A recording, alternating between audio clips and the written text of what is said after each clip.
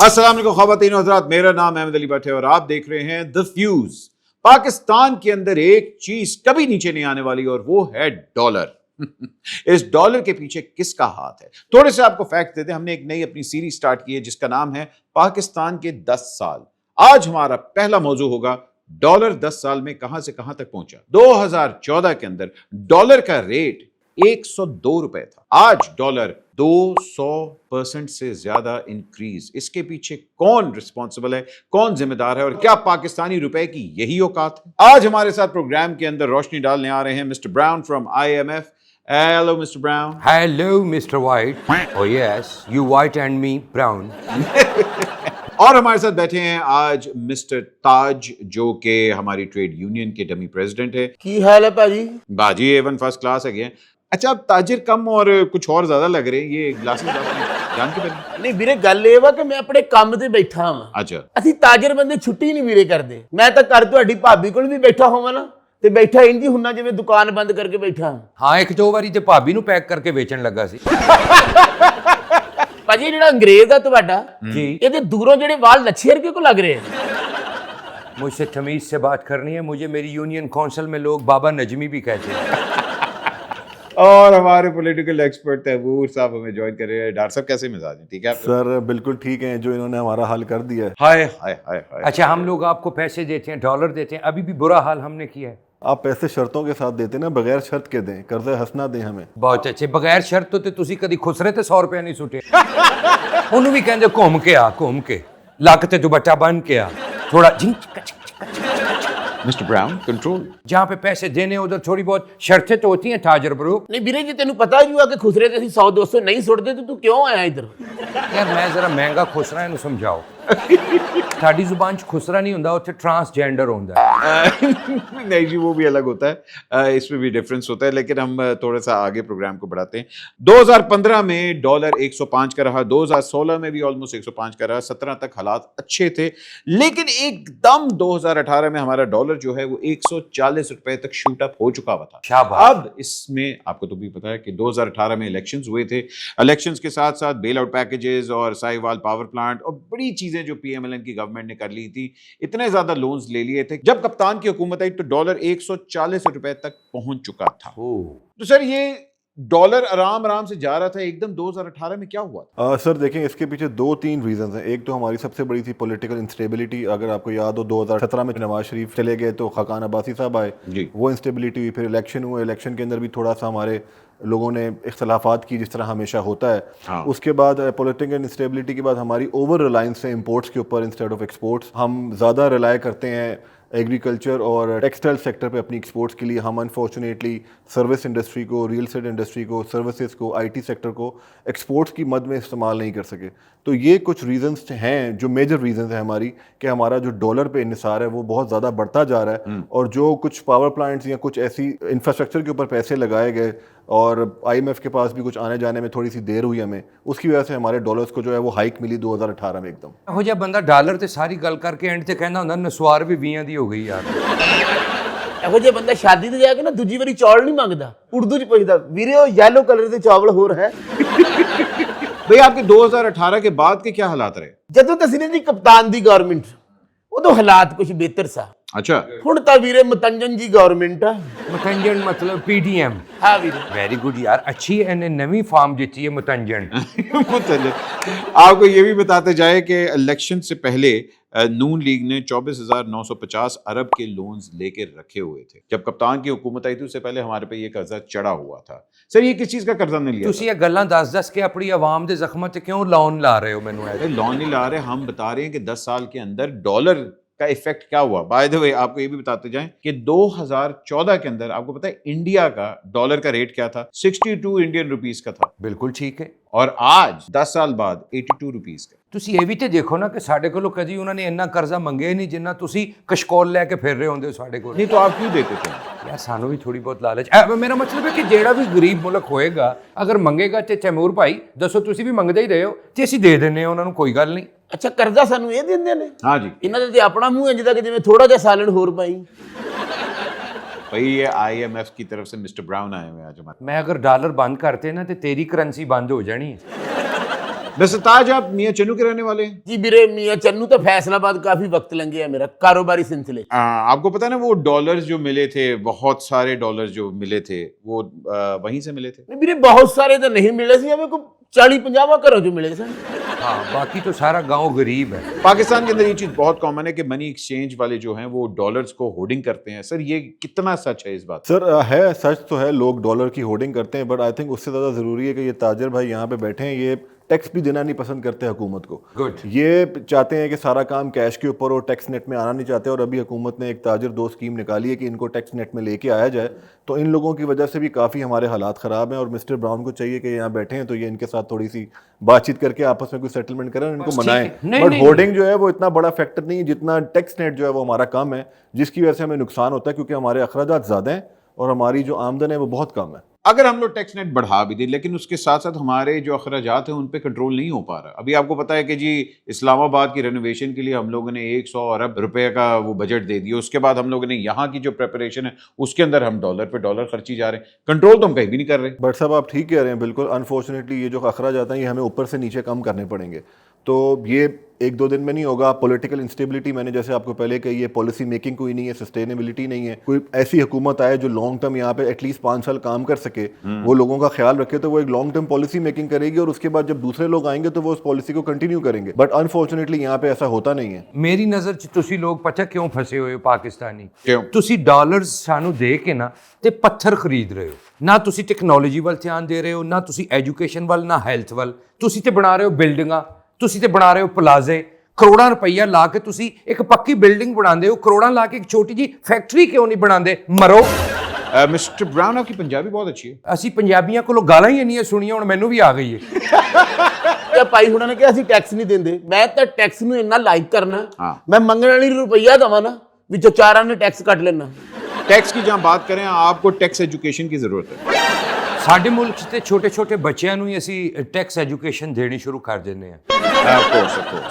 2021 तक कप्तान की हुकूमत चल रही थी और डॉलर 140 से 179 तक पहुंच चुका। इसके अंदर सर ये जो शूट अप आया, इसमें क्या क्या चीजें हुई थी? सर इसके अंदर तो मेजर रीज़न ये था कि थोड़ा आईएमएफ के पास, खान साहब ने जैसे अनाउंस किया था कि मैं आईएमएफ के पास नहीं जाना चाहता और मैं अपनी लोकल प्रोजेक्ट्स हम निकालेंगे जिससे हम सेल्फ सस्टेनेबिलिटी पैदा कर सकें। बिल्कुल। अनफॉर्चुनेटली वो उसके ऊपर ज़्यादा काम नहीं हो सका तेज़ी के साथ, और आईएमएफ के पास जाने में हमें थोड़ी सी देर हुई, जिसकी वजह से हमारा डॉलर जो है वो शूटअप किया। बट इससे ज़्यादा इंटरेस्टिंग चीज़ ये है कि जब आदम एतमाद आई तो उससे पहले डॉलर फिर भी थोड़ा कंट्रोल था, लेकिन जैसे ही पीडीएम की हुकूमत आई तो डॉलर ने एकदम शूट रॉकेट किया और उन्होंने जो है वो ऊपर तकरीबन 250 रुपये के करीब वो चला गया था। तो again political instability, zero policy making, IMF की जो भी उनके साथ एक हमारी डील्स थी वो उसके ऊपर हम कायम नहीं रह सके, और मिस्टर ब्राउन जैसे लोग नाराज हो रहे, उन्होंने हमारी शराइत जो है वो सख्ती की हमारे ऊपर। ਉਹ ਵਜ੍ਹਾ ਕੀ ਬਣੀ ਭਲਾ? ਸਾਡੇ ਕੋਲ ਕਿਉਂ ਆਏ? क्यों? 3-4 ਹਜ਼ਾਰ ਤੇ ਵਜ਼ੀਰ ਖਜ਼ਾਨਾ ਚੇਂਜ ਕਰ ਲਏ ਸੀ ਉਹਨਾਂ ਨੇ।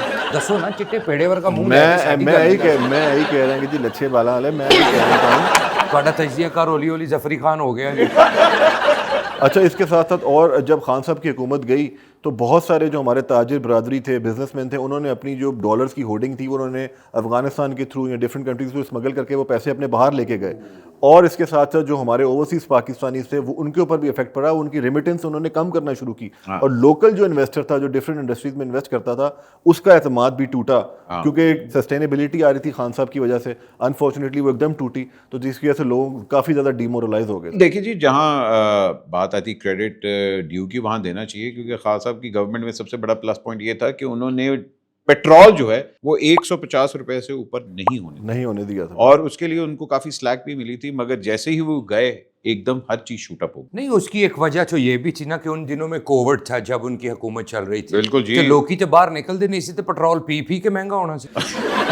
2021 में तो जंग भी छिड़ गई थी, जिसकी वजह से काफी मेजर प्लेस वगैरह हुए थे। बट साहब इसके अंदर एक चीज़ आप और ऐड करें कि खान साहब ने अपने कोविड के दिनों में जो है लोगों को एक्स्ट्रा इनकम दी। जिन लोगों को बेनजीर इनकम सपोर्ट प्रोग्राम में 2-2 हज़ार मिलते तो वहाँ पे 12-12 हज़ार फैमिलीज को मिलना शुरू हुआ। वाकई बैंक्स ने जो है वो लोन्स दिए उन कंपनीज को जो अपनी सैलरीज देना नहीं चाहती थी, जो हमारी स्मॉल मीडियम एंटरप्राइजेज हैं, उनको 1-1 करोड़ रुपए का लोन मिला बैंक से। उसके बाद रियल एस्टेट की इंडस्ट्री ने बहुत ज़्यादा काम किया, क्योंकि खान साहब ने कोशिश की कि इसको एक इंडस्ट्री बनाया जाए, और लोगों को बहुत ज़्यादा एम्प्लॉयमेंट मिली कोविड के अंदर, क्योंकि रियल एस्टेट एक ऐसा सेक्टर है जहाँ पे एम्प्लॉयमेंट बहुत ज़्यादा क्रिएट होती है। तो खान साहब के दौर में इन चीज़ों में बहुत ज़्यादा काम किया गया। और सबसे बड़ी बात, जो हेल्थ कार्ड जो उन्होंने दिया पंजाब के अंदर और केपी के अंदर, 10 लाख रुपए फी फैमिली, वो एक बहुत बड़ी उनकी एक क्रेडिबिलिटी और अचीवमेंट थी। वाकई मैं तैमूर भाई जी गल नाल इतफाक करदा। 12,000 कप्तान जी हुकूमत दे रही सी, तुहाडी भाभी भी लैंदी हुंदी सी 12,000 रुपया, ਉਹਦੇ ਨਾਂ 'ਤੇ ਆਂਦਾ ਸੀ। ਇੱਕ ਵਾਰੀ ਤੇ ਇੰਨਾ ਤੰਗ ਹੋਏ ਅਸੀਂ ਰਹਿੰਦੇ ਹਰਬੰਸਪੁਰੇ, ਕਹਿੰਦੇ ਜੀ ਜੱਲੋ ਵਾਲੇ ਪੁਆਇੰਟ ਤੇ ਜਾਓ, ਭਾਬੀ ਨੂੰ ਲੈ ਕੇ ਉੱਥੋਂ ਮਿਲਣਗੇ। अगर वहां की बात करें तो फिर रूडा की भी बात करें भाई। रूडा की जी बिल्कुल, उन्होंने वहाँ पे अनाउंस किया कि वहाँ पे एक सिटी बनाई जाएगी, अर्बन डेवलपमेंट अथॉरिटी के नाम से बनाया। फिर उन्होंने सेंट्रल बिजनेस डिस्ट्रिक्ट अनाउंस किया लाहौर के अंदर कि यहाँ पे हम एक ऐसा एक हब बनाएंगे जहाँ पे बिजनेस एक्टिविटी जनरेट होगी। बट अगेन ये देखें, ये सारी पॉलिसी मेकिंग थी। जब एक हुकूमत आई, उसने एक पॉलिसी बनाई, लोगों को अपने साथ इन्वेस्ट किया। जब हुकूमत चली गई, नए लोग आए, उन्होंने अपनी नई पॉलिसी मेकिंग की। कोई हमारी एक आप कहें कंसिस्टेंसी नहीं है हमारी पॉलिसी मेकिंग के अंदर, जिसकी वजह से हमें नुकसान होता है हमेशा। और इंपोर्ट और एक्सपोर्ट, हमारा करंट अकाउंट डेफिसिट जब मजीद बढ़ता जाता है, ऊपर से IMF की शराइत कड़ी से कड़ी होती जा रही हैं, वो टैक्स नेट बढ़ाना चाहते हैं, ताजिर भाई टैक्स नहीं देना चाहते। इस तरह के बहुत सारे लोग हैं जो देखिए, टैक्स लोग इसलिए नहीं दे रहे क्योंकि लोगों को श्योरिटी नहीं है। जहां रूल ऑफ लॉ नहीं है, अकाउंटेबिलिटी नहीं है, कोर्ट में ले जाएं तो साला साल उसका फैसला नहीं आता। तो जहां अकाउंटेबिलिटी नहीं है, वहां लोगों को श्योरिटी नहीं होगी, तो फिर वो क्यों टैक्स नेट की ब्रैकेट में बिल्कुल आना लॉ चाहते एंड ऑर्डर का तो बहुत फिकदान है हमारे मुल्क के अंदर। आप देख सकते हैं बड़े से बड़ा बिजनेसमैन या छोटे से छोटा एक आम आदमी भी जो है वो स्ट्रगल करता है अपने लिए इंसाफ लेने के लिए। और अनफॉर्चुनेटली जो हालात पैदा होते जा रहे हैं और क्रिएट कर दिए गए हैं, तो लोगों का जो डिमोरलाइज होना और लोगों का जो एक है सेंटिमेंट, वो पेसिमिस्ट तो होना ही है। ਅੱਛਾ ਬਟ ਜੀ ਤੁਹਾਨੂੰ ਦੱਸਾਂ, ਅਸੀਂ ਟੈਕਸ ਦੇਨੇ ਆ ਨਾ ਆਪਣੇ ਮੁਲਕ 'ਚ, ਸਾਨੂੰ ਸਹੂਲਤਾਂ ਦੇਖੋ ਕਿੰਨੀਆਂ ਨੇ। ਪਾਣੀ ਸਾਡੇ ਘਰ 'ਚ ਆਉਂਦਾ ਹੈ, ਪੁਲਿਸ ਨੂੰ ਕੋਈ ਫੋਨ ਕਰੀਏ ਘਰ 'ਚ ਆਉਣਗੇ, ਕੋਈ ਮੈਡੀਕਲ ਦਾ ਮਸਲਾ ਹੈ ਘਰ ਵਿੱਚ ਆਉਣਗੇ। ਅਗਰ ਅਸੀਂ ਟੋਨੀ ਹੋ ਜਾਂਦੇ ਹਾਂ ਕਿਸੇ ਕਲੱਬ 'ਚ, ਪੁਲਿਸ ਵਾਲੇ ਚੁੱਕ ਕੇ ਸਾਨੂੰ ਘਰ ਛੱਡਣ ਜਾਣਗੇ। ਕਿੰਨਾ ਫਾਇਦਾ ਟੈਕਸ ਦਾ ਮੇਰੀ ਜਾਨ। नहीं, मैं वो तो बता रहा हूँ कि आप लोगों का टैक्स जो है वो हम लोग अब जमा करवा रहे हैं, क्योंकि आप लोगों ने इतना हम लोगों को कर्जा दे दिया है, हम लोग से वो उतारा ही नहीं जा रहा। और आप लोगों ने सिर्फ पाकिस्तान को नहीं, पूरी दुनिया में बड़े लोगों को कर्जा दिया। ਯੈਸ ਅਸੀਂ ਜ਼ਰਾ ਦਰਵੇਸ਼ ਟਾਈਪ ਤਬੀਅਤ ਦੇ ਲੋਕ ਹੁੰਨੇ ਆ ਨਾ। ਸਾਨੂੰ ਜਿਹੜਾ ਵੀ ਆ ਜਾਂਦਾ ਘਰ 'ਚ, ਬਜ਼ੁਰਗ ਸਾਡੇ ਕਹਿੰਦੇ ਨੇ ਜਿਹੜਾ ਘਰ 'ਚ ਫਰਿਆਦ ਲੈ ਕੇ ਆ ਜੇ ਉਹਨੂੰ ਨਾ ਨਹੀਂ ਕਰੀਦੀ ਪੁੱਤਰ। ਇਸ ਚੱਕਰ 'ਚ ਅਸੀਂ ਫਿਰ ਸਾਰੇ ਮੁਲਕਾਂ ਨੂੰ ਕਰਜ਼ਾਈ ਨਹੀਂ ਕੀਤਾ ਹੋਇਆ, ਭਲਾ कर रहे हैं। आज डॉलर 280 रुपए है। ये जो शूटअप हुआ है, इसके पीछे कौन जिम्मेदार है सर? देखें, फॉरेन इन्वेस्टमेंट हमारे मुल्क में नहीं आ रही। हमारी लास्ट ईयर 1.4 बिलियन डॉलर्स के करीब इन्वेस्टमेंट रही है, जो कि बहुत कम है। अगर आप चाइना की देखें तो इसी दौरान तकरीबन उनकी 150 बिलियन डॉलर थी, इंडिया की 50 बिलियन डॉलर थी। तो लोग हमारे मुल्क में इन्वेस्ट नहीं करना चाहते। जब तक फॉरेन इन्वेस्टमेंट नहीं आएगी, हमारी एक्सपोर्ट्स नहीं बढ़ाई जाएंगी। मैंने जैसे पहले जिक्र किया कि अगर हम सिर्फ एग्रीकल्चर और टेक्सटाइल पर ही इन्हिसार करेंगे तो हमारी एक्सपोर्ट नहीं बढ़ सकती। इंपोर्ट हम ज़्यादा इंपोर्ट बेस्ड इकोनॉमी है, जिसकी वजह से हमारी करेंसी के ऊपर प्रेशर पड़ता है और हम जो है वो डॉलर को बीट नहीं कर पाते हैं। और इसी तरह वक्त ब वक्त के साथ हमारी जो है वो करेंसी डिवैल्यू होती रहती है। मुझे बताएं, जितनी महंगाई हो गई है, ताजिरों का क्या हाल है? अब आप लोग टैक्स जमा करा रहे हैं? ਵੀਰੇ ਟੈਕਸ ਤਾਂ ਦੇਣਾ ਚਾਹੀਦਾ। ਮੈਂ ਤਾਂ ਸਾਰਿਆਂ ਨੂੰ ਇਕੱਠਾ ਕਰਕੇ ਕਹਿੰਦਾ ਕਿ ਵੀਰੇ ਟੈਕਸ ਦਿਓ। अच्छा, ये तो बड़ी अच्छी बात है। आप टैक्स देते हैं ना? ਨਹੀਂ, ਮੈਂ ਨਹੀਂ ਦਿੰਦਾ। तुम ये बचाओ कि तुम ये अंजुमन ताजरान के प्रेसिडेंट बन कैसे गए? ਬੜੀ ਮਿਹਨਤ ਕੀਤੀ ਹੈ ਵੀਰੇ ਮੈਂ। अच्छा, ਜਦ ਮੈਂ ਫੈਸਲਾਬਾਦ ਤੋਂ ਆਇਆ ਲਾਹੌਰ ਕੰਮ ਦੇ ਸਿਲਸਿਲੇ 'ਚ, वाह। ਸ਼ਾਮ 6 ਵਜਣੇ ਤਾਂ ਮੈਂ ਮੈਟਰੋ ਬੋਲ ਜਾ ਕੇ ਫਿਲਮ ਵੇਖਣੀ ਅੰਜਮਨ ਦੀ। अंजुमन दी। ਦੂਜਾ ਸ਼ੋਅ ਵੀਰੇ ਮੈਂ ਸ਼ਬਸਤਾਨ ਜਾ ਕੇ ਵੇਖਣਾ, ਉਹ ਵੀ ਅੰਜਮਨ ਦਾ। ਫਿਰ ਵੀਰੇ ਮੈਂ ਨਾਜ਼ ਸਿਨੇਮੇ ਜਾ ਕੇ ਅੰਜਮਨ ਦੀ ਫਿਲਮ ਵੇਖਣੀ। ਇਹ ਤੁਸੀਂ 20 ਸਾਲ ਪਹਿਲੇ ਦੀ ਗੱਲ ਕਰ ਰਹੇ ਹੋ, ਅੰਜੁਮਨ ਦੀ ਫਿਲਮ ਨੂੰ ਆਏ ਹੋਏ ਕੁਝ 40 ਸਾਲ ਹੋ ਗਏ। ਤਾਂ ਵੀਰੇ ਮੈਂ ਕਿਹੜਾ 18 ਸਾਲ ਦਾ, ਮੈਂ ਵੀ ਤਾਂ 55 ਦਾ ਹੋ ਗਿਆ। ਵਾਹ। ਤਾਂ ਵੀਰੇ ਮੈਂ ਅੰਜਮਨ ਦੀਆਂ ਫਿਲਮਾਂ ਵੇਖਣੀਆਂ, ਫਿਰ ਫੋਟੋਆਂ ਕੱਟੀਆਂ ਅੰਜਮਨ ਦੀਆਂ, ਆਪਣੀ ਦੁਕਾਨ 'ਚ ਲਾਈਆਂ। ਲੋਕੀ ਮੁਤਾਸਰ ਹੋ ਗਏ। ਉਹਨੇ ਕਿ ਇਹੋ ਹੀ ਅੰਜਮਨ ਤਾਜਰਾਨ ਦਾ ਸਦਰ ਬਣੂ, ਇਹਨੂੰ ਅੰਜਮਨ ਦਾ ਇੰਨਾ ਲਾਭ। ਤੁਹਾਡੇ ਅੰਜੁਮਨ ਤਾਜਰਾਨ ਦੇ ਪ੍ਰੈਜ਼ੀਡੈਂਟ ਜੋ ਇੰਜ ਦੇ ਹੋਣਗੇ ਤੇ ਟੈਕਸ ਤੇ ਫਿਰ ਤੁਸੀਂ ਲੈ ਲਿਆ। खातिन साहब, चल के देखते हैं अवाम का सवाल क्या है। जी चलते हैं हमारे नुमाइंदे यासिर के पास। जी बताएं जी, अवाम डॉलर के ऊपर क्या कह रही है? ਜੀ अस्सलाम वालेकुम भट्ट ਸਾਹਿਬ। ਮੈਂ ਇਸ ਟਾਈਮ ਖੜਾ ਵਾਂ ਠੋਕਰ ਚੌਕ ਦੇ ਵਿੱਚ ਤੇ ਭੱਟ ਸਾਹਿਬ ਇੱਥੇ ਇੱਕ ਦਹੀਂ ਭੱਲਿਆਂ ਦੀ ਰੇਹੜੀ ਜੇ, ਇਹਦੇ ਦਹੀਂ ਭੱਲੇ ਮੈਂ ਸੁਣਿਆ ਬੜੇ ਅੱਛੇ ਤੇ ਬੜੇ ਮਸ਼ਹੂਰ ਨੇ ਤੇ ਤੁਸੀਂ ਮੈਨੂੰ 100 ਰੁਪਏ ਜਾਇਜ਼ ਕੈਸ਼ ਕਰੋ, ਮੈਂ ਇੱਕ ਪਲੇਟ ਤੁਹਾਡੇ ਵਾਸਤੇ ਪੈਕ ਕਰਾ ਲਾਂ। ਤੇ ਅੱਜ ਅਸੀਂ ਸਵਾਲ ਕਰਾਂਗੇ ਆਵਾਮ ਕੋ ਕਿ ਜਿਹੜਾ ਡਾਲਰ ਨੂੰ ਦਿਨ ਬ ਦਿਨ ਅੱਗ ਲੱਗਦੀ ਜਾ ਰਹੀ ਹੈ, ਇਹਦਾ ਜ਼ਿੰਮੇਦਾਰ ਕੌਣ ਹੈ? ਤੇ ਆਜੋ ਆਵਾਮ ਕੋ ਚੱਲਨੇ। ਸਰ ਤੁਹਾਡੇ ਕੋਲ ਇੱਕ ਸਵਾਲ ਲੈ ਕੇ ਅਸੀਂ ਹਾਜ਼ਰ ਹੋਏ ਹਾਂ ਕਿ ਅੱਜ ਤੋਂ 10 ਸਾਲ ਪਹਿਲੇ ਡਾਲਰ ਸੀ 102 ਰੁਪਏ ਦਾ, ਹੁਣ ਡਾਲਰ ਹੋ ਗਿਆ 280 ਰੁਪਏ ਦਾ। ਇਹਦਾ ਜ਼ਿੰਮੇਦਾਰ ਤੁਸੀਂ ਕਿਹਨੂੰ ਕਰਾਰ ਦਿੰਦੇ ਹੋ? ਇਹਦਾ ਜ਼ਿੰਮੇਦਾਰ ਕੌਣ ਹੈ? ਇਮਰਾਨ ਖਾਨ ਹੀ। ਇਮਰਾਨ ਖਾਨ ਕਾਹਤੋਂ ਇਹਦਾ ਜ਼ਿੰਮੇਦਾਰ ਹੈ? ਨਵਾਜ਼ ਸ਼ਾਹ ਨੇ ਸਾਡੇ ਵਾਸਤੇ ਦੋਵੇਂ ਸਹੀ ਨਹੀਂ ਹੈਗੇ, ਸਾਨੂੰ ਕਿਸੇ ਨਾਲ ਨਹੀਂ ਹੈਗਾ। ਅੱਛਾ, ਪਰ ਜਿਹੜਾ ਹਕੂਮਤ ਸਹੀ ਕਰੇ ਸਾਡੇ ਵਾਸਤੇ ਚੰਗਾ ਹੋਏਗਾ। ਤੁਹਾਡੇ ਲਈ ਚੰਗਾ ਹੋਏਗਾ। ਤੇ ਵੈਸੇ ਆਪਣੇ ਕੋਲ ਡਾਲਰ ਪਿਆ ਕੋਈ ਇੱਕ ਅੱਧਾ ਹੈ? ਯਾਰ ਇੱਕ ਅੱਧਾ ਹੈ ਤੇ ਇੱਕ ਮੈਨੂੰ ਦੇ ਦਿਓ, ਮੈਂ ਫੋਨ ਦੇ ਪਿੱਛੇ ਲਾਉਣਾ, ਮੇਰੇ ਕੋਲ ਕੋਈ ਨਹੀਂ ਹੈ। ਕਸੇ ਮਹਿਮਾਨ ਹੈ जी। अस्सलाम वालेकुम।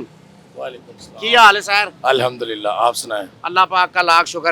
अच्छा इधर आओ, जरा कैमरा इधर फेस करो, हाँ अपना प्यारा जा फेस।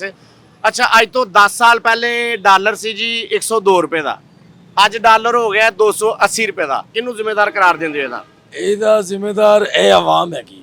ਆਵਾਮ ਕਾ ਆਵਾਮ ਕੋ ਤੇ ਆਪ ਡਾਲਰ ਨਹੀਂ ਹੈਗੇ ਨੇ, ਡਾਲਰ ਉਹ ਮਹਿੰਗਾ ਕਰਦਾ ਹੈ ਜਿਹਨੇ ਆਵਾਮ ਦਾ ਹੰਪਾਲ ਹੈਗੇ ਨੇ, ਆਵਾਮ ਦੇ ਅੱਛਾਪਨ ਹੈਗਾ, ਆਵਾਮ ਦਾ ਆਪਸ ਵਿੱਚ ਗਲਾਕ ਹੈਗਾ, ਇਹ ਉਹਦਾ ਨਤੀਜਾ ਹੈਗਾ। ਅਸੀਂ ਕਹੀਏ ਨਾ ਹੁਕਮਰਾਨ ਗਲਤ ਨੇ, ਹੁਕਮਰਾਨ ਕੋਈ ਗਲਤ ਨਹੀਂ ਹੈਗੇ, ਇਹ ਅਸੀਂ ਆਵਾਮ ਖੁਦ ਗਲਤ ਹੈਗੇ। ਅੱਜ ਤੋਂ 10 ਸਾਲ ਪਹਿਲੇ ਡਾਲਰ ਦਾ ਰੇਟ ਸੀ 102 ਰੁਪਏ, ਅੱਜ ਡਾਲਰ ਦਾ ਰੇਟ ਹੈ 280 ਰੁਪਏ। ਹਾਂਜੀ, ਇਹਦਾ ਜ਼ਿੰਮੇਦਾਰ ਕੌਣ ਹੈ? ਆਵਾਮ ਹੀ ਹੈਗੀ ਹੈ। ਆਵਾਮ ਹੈ। ਅੱਛਾ, ਇਹ ਹੈਂਡ ਫ੍ਰੀ ਕੇ ਕੰਨ ਸ਼ੁਰੂ ਹੋਣ ਦਿੱਤਾ, ਕੰਨ ਲੀਕ ਕਰਦਾ? ਤੁਸੀਂ ਤੀਸਰੇ ਬੰਦੇ ਹੋ ਜਿਹਨੇ ਕਿਹਾ ਕਿ ਆਵਾਮ ਜ਼ਿੰਮੇਦਾਰ ਹੈ। ਆਵਾਮ ਕੋ ਤੇ ਤੁਹਾਡੇ ਕੋਲ ਡਾਲਰ ਪਿਆ ਕੋਈ ਨਹੀਂ, ਤੇ ਫਿਰ ਤੁਸੀਂ ਵੀ ਆਵਾਮ ਦੇ ਵਿੱਚੋਂ, ਮੈਂ ਵੀ ਆਵਾਮ ਦੇ ਵਿੱਚ, ਨਾ ਤੁਹਾਡੇ ਕੋਲ ਡਾਲਰ ਹੈ ਨਾ ਮੇਰੇ ਕੋਲ ਡਾਲਰ ਹੈ। ਅਸੀਂ ਜ਼ਿੰਮੇਦਾਰ ਕਿਸ ਤਰ੍ਹਾਂ? ਖਰੀਦੋ ਫਰੋਖਤ ਜਦੋਂ ਡਾਲਰ ਦੇ ਵਿੱਚ ਹੀ ਹੋਣੀ ਹੈ ਅੱਛਾ, ਪਹਿਲੇ ਨੰਬਰ ਤੇ ਦੂਸਰੇ ਨੰਬਰ ਤੇ ਜਦੋਂ ਵੀ ਕੋਈ ਮਹਿੰਗਾਈ ਹੁੰਦੀ ਹੈ ਜਾਂ ਕੁਝ ਵੀ ਹੁੰਦਾ ਹੈ, ਅਸੀਂ ਆਵਾਮ ਬਾਹਰ ਨਿਕਲਦੇ ਹੀ ਨਹੀਂ। ਅਸੀਂ ਇੱਕ ਯਕਜਾ ਹੋ ਜਾਵਾਂਗੇ ਨਾ, ਫਿਰ ਮਹਿੰਗਾਈ ਵੀ ਨਹੀਂ ਹੋਣੀ ਤੇ ਡਾਲਰ ਨੇ ਕਿੱਥੇ ਜਾਣਾ ਉੱਤੇ। ਯਾਨੀ ਤੁਹਾਡੇ ਕਹਿਣ ਦਾ ਮਤਲਬ ਇਹ ਹੈ ਕਿ ਆਵਾਮ ਚੁੱਪ ਕਰਕੇ ਜ਼ੁਲਮ ਸਹਿੰਦੀ ਜਾ ਰਹੀ ਹੈ। ਅਗਰ ਆਵਾਮ ਸੜਕਾਂ ਤੇ ਨਿਕਲੇ ਤੇ ਮਹਿੰਗਾਈ ਵੀ ਘੱਟ ਹੋਈ। ਸਾਰੀ ਗੱਲ ਹੈ ਡਾਲਰ ਦੀ ਵਜ੍ਹਾ ਤੋਂ ਮਹਿੰਗਾਈ, ਡਾਲਰ ਅਗਰ ਥੱਲੇ ਆਏਗਾ ਤਾਂ ਸਾਰੀ ਮਹਿੰਗਾਈ ਘੱਟ ਹੋਏਗੀ। ਇਹੀ ਕਹਿਣਾ ਚਾਹ ਰਹੇ? ਚਲੋ, ਬੜੀ ਮਿਹਰਬਾਨੀ ਸਰ। ਲਓ ਜੀ ਭੱਟ ਸਾਹਿਬ, ਤੁਸੀਂ ਆਵਾਮ ਦੇ ਆਪਣਾ ਸੁਣੇ ਨੇ ਤਾਸਰਾਤ, ਤੇ ਮੈਂ ਦਫ਼ਤਰ ਆ ਰਿਹਾ ਤੇ ਪਲੀਜ਼ ਮੈਨੂੰ ਮੇਰਾ ਕਿਰਾਇਆ ਦੇ ਦੇਣਾ, ਮੈਂ घर जाना है। Thank you. मिस्टर ब्राउन, सुने इनका दर्द। आपने वाकई हमारे रुपए की धज्जियां उड़ा के रख दी। भट्ट जी, जितने लोग आपके टेंशन में है ना, मुझे जाते हुए लेडीज बुरखे में निकालना है यहाँ से। हाँ, ना बाहर वाले स्टेशन से मैंने लम्हे पाया हुए। अच्छा, अभी तो आपने रिजेक्ट भी कर दिया था। अभी हम लोगों ने आपसे एक्सटेंशन मांगी थी, आपने वो भी रिजेक्ट कर दी। असल में पता क्या है, हमने एक शर्त रखी है आप लोगों के आगे। हाँ। हमने कहा है कि पहले आप अपने दोस्त ममालिक से कुछ थोड़े बहुत चोरमे इकट्ठे करके विखाओ सानू। कोई माई कमेटी वाले को फड़ो थोड़े जे, कोई भाभी का जेवर बेचो थोड़ा बहुत, कोई घर का समान बेचो। तुसीं किन्ने स्टोर भरे ने, हर घर तुहाडे दे विच एक स्टोर हुंदा है। बेचो चीज़ां, गरीबां नूं दिओ। एवें संभालियां मेरे नाने दा मंजा, ए मेरे अब्बे दी पेटी, किसे काम दी नहीं। ए बेच के थोड़े जे पैसे शो करो ताकि ਅਸੀਂ ਤੁਹਾਨੂੰ ਅਗਲੀ ਕਿਸ਼ਤ ਦੇਈਏ। ਮੈਂ ਕਿਹਾ ਵੀਰੇ ਬਾਰ-ਬਾਰ ਧੋਰਵੇਂ ਕਹਿਣ ਡਿਆ ਹੈ, ਇਹਦਾ ਨਾਂ ਡੇਵਿਡ ਸ਼ੇਅਰ ਵਾਲੀ ਹੈ। कि ਜਿਹੜੀ ਤੁਹਾਡੀ ਹਕੂਮਤ ਆਈ ਸੀ PDM जी। ਯਾਰ ਕਿਆ ਅੱਛਾ ਨਾਂ ਰੱਖਿਆ, ਮਤੰਜਣ ਹਕੂਮਤ। अभी वही है। ਕਹਿਣਾ ਮੈਂ ਇਹ ਚਾਹਨਾ ਵਾ ਕਿ ਉਹਨਾਂ ਨੇ ਸਾਡੇ ਸਮੇਤ ਦੂਸਰੇ ਮੁਲਕਾਂ ਕੋਲੋਂ 16 ਅਰਬ ਡਾਲਰ ਲਏ ਨੇ ਕਰਜ਼ਾ। ਤੇ ਮੈਨੂੰ ਦੱਸੋ ਲਾਇਆ ਕਿੱਥੇ? ਸਿਰਫ ਇਲੈਕਸ਼ਨ ਤੇ। और ये उन्होंने इलेक्शन से पहले लिए थे 16 अरब डॉलर, जिसकी कोई अकाउंटेबिलिटी नहीं है सर। सर उसके झंडे लगा दिए उन्होंने लिबर्टी चौक पे, सुना है कुछ 14-15 करोड़ रुपए के वहाँ पे झंडे लगाए हैं, जो नज़र मुझे तो नहीं आए। ब्राउन साहब अगर वहाँ पे गए हैं उस एरिया में तो शायद इनको। मैं कि 3-3 रुपये लेके झंडा लाना खंबे। बट साहब, मैं आपके प्रोग्राम में एक ब्राउन साहब को एक मशवरा देना चाहता जी, हूँ। जी, yes। इनको चाहिए कि ये अब आए हैं यहाँ पे पाकिस्तान में आपके शो पे, ये यहाँ पे कह के जाएं कि जी बस जो हो गया सो हो गया, अब आगे नई जिंदगी का आगाज करते हैं, सारे कर्जे खत्म कर दें और उसके बाद हम देखते हैं और हमें फिर देखेंगे कि हम जो मशवरे ये दे के जा रहे हैं उसके बाद हम उन्हीं मशवरों पे काम करेंगे। अगर कोई लोन लेंगे तो फिर वो टाइम पे वापस कर दिया करें। ਇਹ ਕੋਈ ਲੜੀ ਹੋਈ ਬੀਵੀ ਦਾ ਮਸਲਾ ਨਹੀਂ ਹੈਗਾ ਜਿਹਨੂੰ ਕਹਾਂ ਪਿਛਲੀਆਂ ਗਲਤੀਆਂ ਮਾਫ ਤੇ ਆ ਜਾ ਫਿਰ ਜੱਫੀ ਪਾ ਲਈਏ। ਇਹ ਕਰਜ਼ਾ ਲਿਆ ਹੋਇਆ ਤੁਸੀਂ, ਤੁਹਾਨੂੰ ਵਾਪਸ ਕਰਨਾ ਪੈਣਾ। ਇਹ ਵੀਰੇ ਕਰਜ਼ਾ ਵਾਪਸ ਮਿਲ ਜਾਏਗਾ, ਤੂੰ ਸਿਆਣਾ ਬਣਾ ਆਦਮੀ, ਵੇਖ ਤੇਰੀ ਵੇਖ ਜੀ ਚਿੱਟੇ ਆ ਗਏ। ਯਾਰ ਸਾਡਾ ਸਟਾਈਲ ਹੁੰਦਾ ਹੈ, ਅਸੀਂ ਚਿੱਠੇ ਗੋਰੇ ਲੋਕ ਹੁੰਨੇ ਆ। ਮੈਨੂੰ ਤੇ ਮੇਰੇ ਮਹੱਲੇ 'ਚ ਲੋਕੀ ਅਲੀ ਅਹਿਮਦ ਕੁਰਦ ਵੀ ਕਹਿੰਦੇ ਨੇ। ਤੇ ਬਾਕੀ ਤੈਮੂਰ ਸਾਹਿਬ, ਇੱਕ ਗੱਲ ਜ਼ਰਾ ਦਿਲੋਂ ਸੁਣੋ ਤੁਸੀਂ ਗੌਰ ਨਾਲ। ਅੱਲਾ ਪਾਕ ਦੀ ਕਸਮ, ਮੈਂ ਡੰਮੀ ਬਣਿਆ ਸੱਚੀ ਮੁੱਚੀ ਨਾ। ਮੈਨੂੰ ਕਿਹੜੇ ਚੱਕਰ 'ਚ ਪਾਇਆ ਤੁਸੀਂ? ਡਾਲਰ ਥੱਲੇ ਕਰਾ ਦੇ, ਉੱਤੇ ਕਰਾ ਦੇ। तैमूर साहब, हमारे व्यूअर्स को ये तो बताते जाए कि 280 का डॉलर पहुंच चुका है। अगले 10 साल कहाँ देखने वाले? मुझे लगता है कि ये 350 तक तो जाएगा, जिससे जो है वो लोअर मिडिल क्लास के ऊपर और प्रेशर पड़ेगा। हमारा टैक्स नेट ऑलरेडी बहुत कम है और हमारे लिए महंगाई और इन्फ्लेशन बहुत ज़्यादा आने वाले दिनों में। ਉਹ ਵੀਰੇ ਬਹੁਤ ਪਰੇਸ਼ਾਨੀ ਵਾਲੀਆਂ ਖਬਰਾਂ। ਹਾਂ ਲਓ ਫਿਰ ਬੈਠ ਜੀ, ਮੈਂ ਜਾ ਕੇ ਨਾ ਤਾਜਰਾਂ ਨੂੰ ਦੱਸਾਂ ਕਿ ਵੀਰੇ ਡਾਲਰ ਅੱਗੋਂ ਹੋਰ ਵੱਧ ਜਾਣਾ, ਜਿੰਨਾ ਹੋ ਸਕਦਾ ਦੱਬ ਲਓ ਇਹਨੂੰ। ओ भाई, यही तो हम लोग उस वक्त रो रहे हैं कि आप लोगों की वजह से यहाँ तक हम लोग को पहुंचे हैं और आप अब जाके और ज्यादा दबाने लगे डॉलर। ਵੀਰੇ ਇਹਨਾਂ ਵੱਲੋਂ ਖੈਰ ਦੀ ਖਬਰ ਹੀ ਕੋਈ ਨਹੀਂ। ਆਪਾਂ ਇਹਨੂੰ ਬੋਲਦੇ ਤੇ ਲੱਗਦਾ ਪਿੱਛੇ ਵੈਲਨ ਵੱਜਣ ਲੱਗ ਪਏ ਜੀ। फिच की रिपोर्ट के मुताबिक महंगाई में 16.6% इंक्रीज होने वाला है। ਇਹ ਫਿਚ ਦੀ ਰਿਪੋर्ट ਹੈ। ਹਾਂ। ਫਿਚ ਹੈ ਮੂੰਹ ਇਸ ਰਿਪੋर्ट ਤੇ। Oh, what a fitch! ਅੱਜ ਜੀ ਤੁਹਾਨੂੰ ਇੱਕ ਹੋਰ ਗੱਲ ਦੱਸਦਾ ਚੱਲਾਂ। ਵਾਕਈ ਇਹ ਤਾਜਰਾਂ ਨੂੰ ਚਾਹੀਦਾ ਕਿ ਟੈਕਸ ਨੈਟ ਦੇ ਵਿੱਚ ਆਉਣ, ਤੁਹਾਡੇ ਮੁਲਕ ਵਾਸਤੇ ਬਿਹਤਰੀ ਕਰਨ। ਆਖਰ ਇਹ ਵੀ ਇਸ ਮੁਲਕ ਦੇ ਰਹਿائشੀ ਨੇ। ਤੇ ਦੂਸਰੀ ਗੱਲ, ਜਿੰਨੀ ਦੇਰ ਤੱਕ ਤੁਹਾਡੇ ਹੁਕਮਰਾਨ ਕਸ਼ਕੋਲ ਨਹੀਂ ਤੋੜਨਗੇ, ਇਹ ਸਕੀਮ ਬਣਾਓ, ਕਸ਼ਕੋਲ ਤੋੜ ਸਕੀਮ। ਜਿੰਨੀ ਦੇਰ ਤੱਕ ਇਹ ਨਹੀਂ ਬਣੇਗੀ, ਇੰਜ ਹੀ ਹੋਣਾ ਜੇ ਮੇਰੀ ਜਾਨ। ਉਹ ਜਿਹਨੂੰ ਤੁਹਾਡੀ ਜ਼ੁਬਾਨ 'ਚ ਨਹੀਂ ਕਹਿੰਦੇ, ਜੋ ਪੁੱਟਣਾ ਪੁੱਟ ਲਓ। नहीं, ऐसी कुछ नहीं पुटना। The sad state of affairs is कि डॉलर का रेट आज 280 रुपए हो चुका है और ये अगले 5 साल के अंदर अंदर 350 to 400 रुपीस तक जाता हुआ नजर आ रहा है। हम लोगों की हरकतों की वजह से और हम लोगों की करतूतों की वजह से ये सारी चीजें आज हम लोगों को भरनी पड़ रही हैं। लेकिन टैक्स ब्रैकेट भी अगर हम बढ़ा लेंगे, अपने जब तक हम अखराजात के ऊपर कंट्रोल नहीं करेंगे, हम डॉलर के ऊपर काबू नहीं पा सकते। अगले 10 साल के लिए हम कहाँ होंगे ये तो सिर्फ खुदा ही जानता है, लेकिन वाकई जो रास्ते पे हम चल पड़े हैं, मुझे नहीं लगता कि पाकिस्तान का रुपया वापस रिकवरी करेगा। अच्छा, शाम ਨੂੰ ਕਿਧਰੇ ਮੁਜਰਾ ਵੇਖੀਏ, ਕੋਈ ਡਾਲਰ ਵਾਕਫ ਹੈਗਾ ਤੁਹਾਡਾ ਲਾਹੌਰ 'ਚ? आई नो थोड़ा सा सैड हो गया, लेकिन क्या करें, that is the harsh reality. अपना ख्याल रखें, पाकिस्तान का ख्याल रखें। पाकिस्तान जिंदाबाद।